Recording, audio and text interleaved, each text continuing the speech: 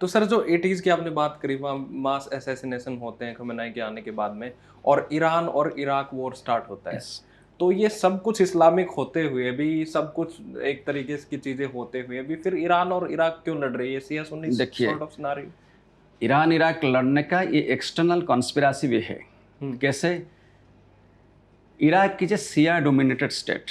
हुँ, शिया 60% है, लेकिन वहाँ का रेजिम जो है सदाम हुसैन थे, सुन्नी थे। हुँ, तो पर्टिकुलरली जो सुन्नी स्टेट्स है, सऊदी अरबिया वगैरह, क्योंकि इन लोग का ईरान के साथ कॉन्फ्लिक्ट था, वो हुँ, लोग सोचे कि अगर ईरान में इस्लामिक रिवोल्यूशन 1979 में हो गया है, हुँ, तो ये लोग कंटिन्यूसली चैलेंजेस, थ्रेट्स फेस कर रहे थे।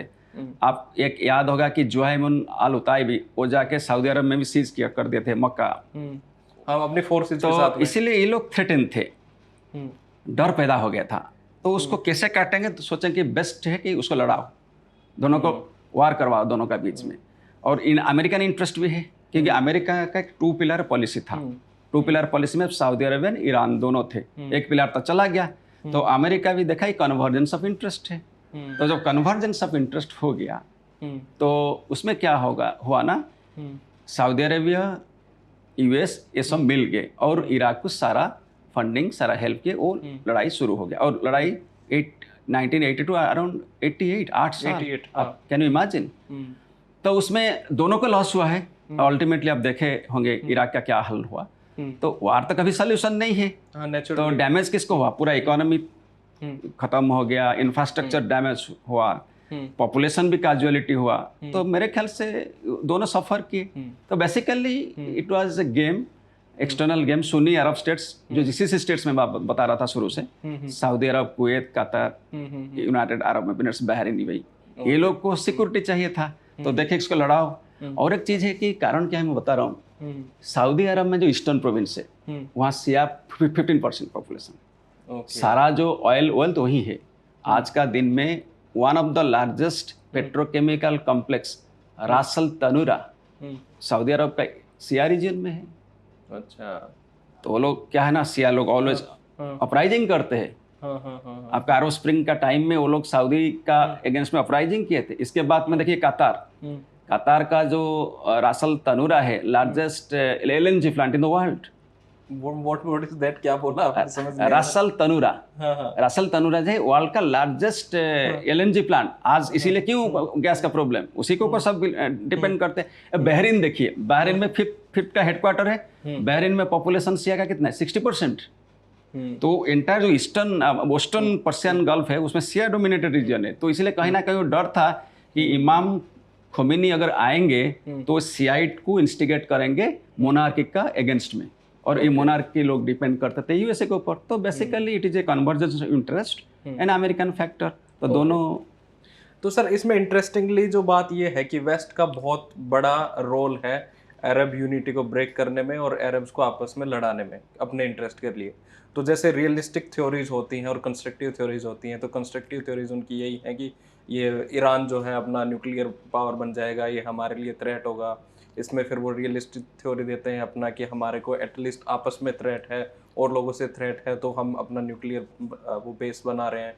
तो ये जो कंस्ट्रक्टिव और रियलिस्ट थ्योरीज जो हैं, उनका क्या गेम है? असली में वेस्ट का क्या हाथ है और ईरान की का ये पूरा का पूरा सिनेरियो क्या है? देखिए, जब रियलिस्ट का थ्योरी का बात आ रहा है, रियलिज्म में क्या होता है हुँ, ना, basically economic and political dominance, basically hegemony का बात होता है। हुँ, अब देखिए, अमेरिका रियलिस्ट थ्योरी हर जगह में चाहता है अप्लाई हुँ, करने के लिए। यहाँ हुँ, एक realist theory in the sense, यहाँ आज का दिन में जो है अरब, आप अगर कन्फ्लिक्ट देखेंगे हुँ, अरब वर्सेस पर्शियंस, हुँ, तो ईरान को ये लोग मानते हैं कि न्यूक्लियर पावर है, हुँ, मटेरियली सुपीरियर है। So Arabs always under constant threat, hmm, क्योंकि न्यूक्लियर वेपन हो जाने में अरब हुँ, कंट्री का थोड़ा हुँ, सा हुँ, क्राइसिस हो जाएगा एग्जिस्टेंस का। हुँ, इसके बाद तो इजराइल फैक्टर भी है इसमें, हुँ, रियलिस्ट, क्योंकि हुँ, इजराइल हुँ, जैसे रियलिस्ट थिंकर्स एनालिसिस करते हैं, hmm, Israel is an established power in the sense hmm, technological hmm, superiority, hmm, और Iran is an emerging power. तो हुँ, इसलिए रियलिस्ट थिंकर्स आप देखिए, हुँ, थुसिडिडस हो गए, हुँ, मर्गेंथाउ हो गए, सारे लोग हुँ, बोलते थे कि there is a possibility of conflict. Okay. और कॉन्फ्लिक्ट का बात करते हैं between um, the established power and the emerging um, power, इसको हुँ, बोलते हैं थुसिडिडस ट्रैप। हुँ, इसके अलावा आपका जो रियलिस्ट पैराडाइम यह बेसिकली है कि हुँ, मेटलिस्टिक कॉन्फ्लिक्ट है, लेकिन आप इसको सिर्फ रियलिस्ट एंगल से नहीं देख सकते। वेस्ट एशिया कॉन्फ्लिक्ट जो है वो एक्चुअली कंस्ट्रक्टिविस्ट लेंस से देख सकते हैं। जैसे कि इसका यू नो दैट कि जो थिंकर्स बेसिकली है निकोलास ओनुक वगैरह एंड अलेक्जेंडर वेन वगैरह, कि ये जो मिडिल ईस्ट का कॉन्फ्लिक्ट हमें यूज कर रहा है general public but west Asian conflict इन इंडियन कॉन्टेक्स्ट। तो बेसिकली जो है कॉन्फ्लिक्ट क्या है ना, ये ईरान और इस्लामिक जो rest of the country Sunni Shia conflict है।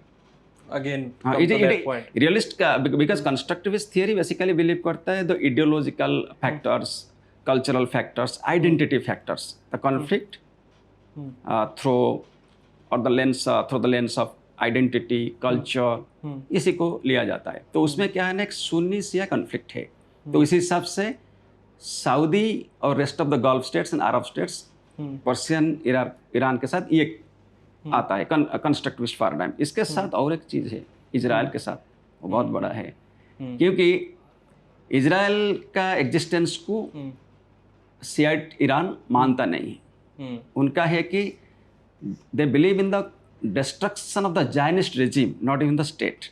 क्योंकि और उनका क्या है ना, वो Zionist particularly they have been suffering from this holocaust syndrome, क्योंकि हम लोग को मारा गया था, नरसंहार कर गया था, हम अपना एग्जिस्टेंस को बचाएंगे।